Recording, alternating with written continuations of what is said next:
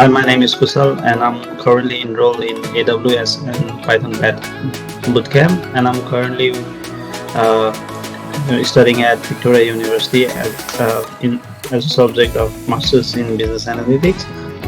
And yeah, for that subject, I'm enrolled in the AWS and Python Bootcamp. I was more interested in data analyst than business analyst.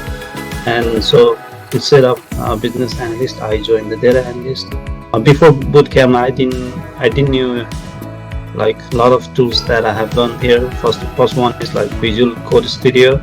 I have never worked before in Visual Code Studio, and AWS, which was very new to me, and GitHub, and yeah, those are like really new to me. I haven't done anything in that before. So I think that was like very hands-on and great to learn.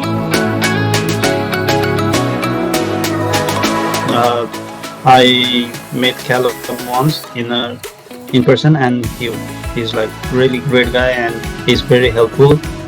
And even Sergei, he's also very helpful, and like even they try to solve like even like small minor problems as well, which is very helpful. And the whole team is like very helpful, quick response. You can ask anything at any time and they'll just respond.